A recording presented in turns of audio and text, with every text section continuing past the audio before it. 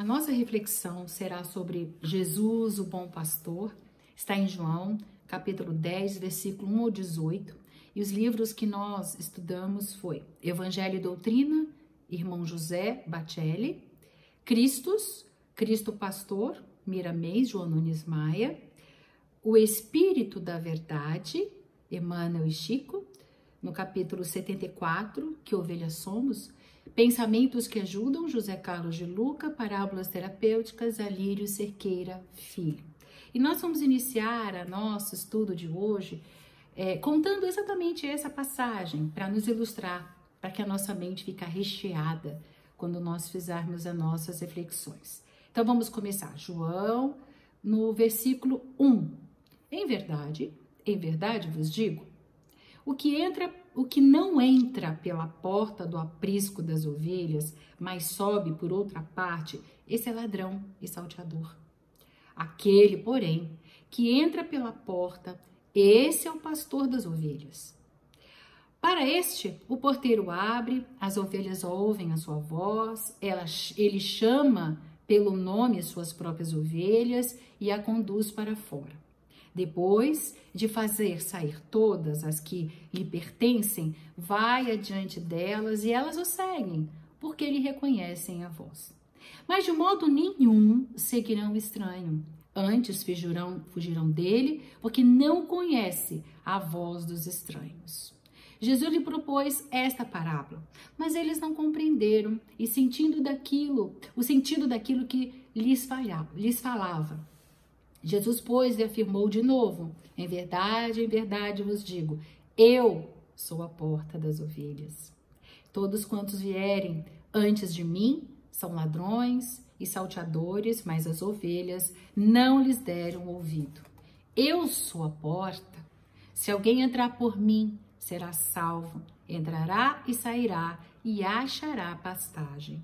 O ladrão, ele vem somente para roubar, matar e destruir.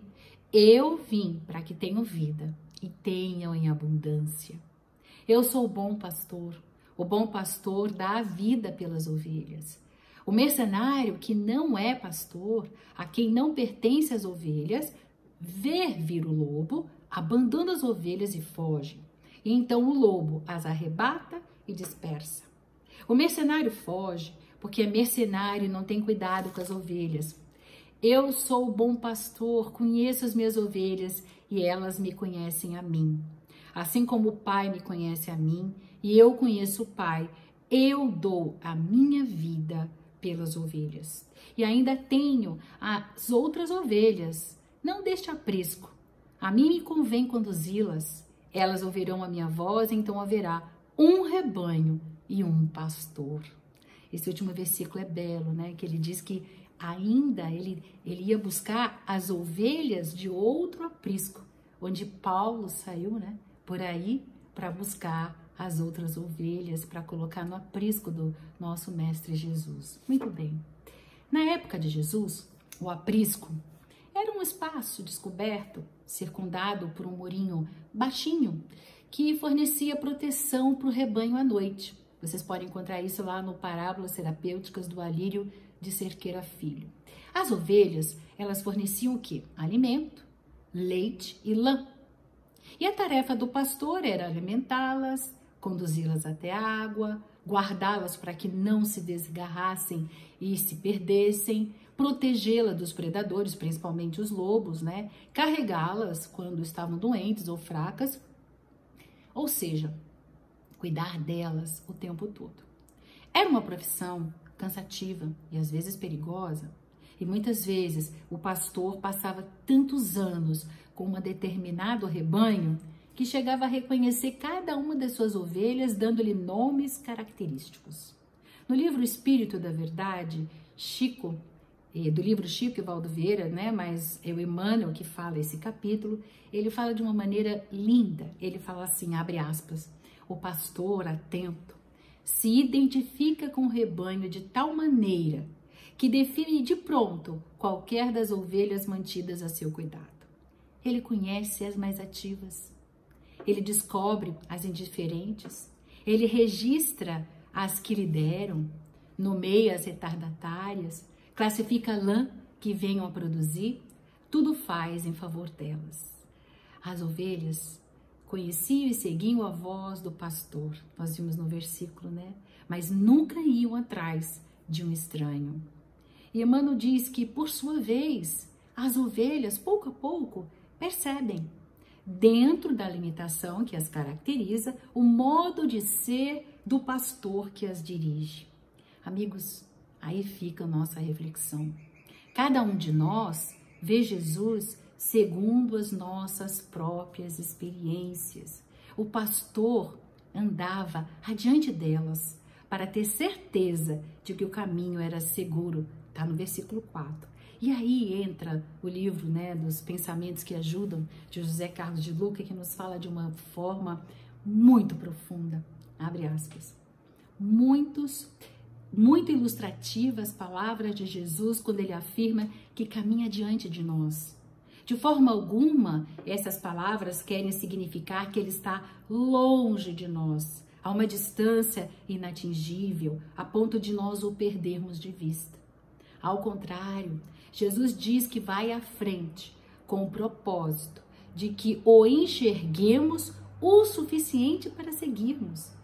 Ele dá até um exemplo para que, quando a gente vai ler uma coisa com clareza, é preciso afastar o papel a uma distância mínima dos olhos.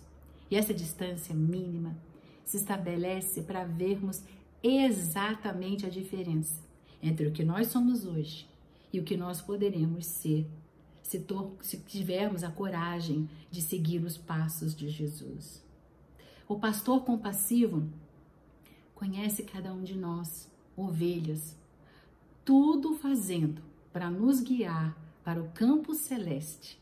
Está lá naquele livro, né, o Espírito da Verdade.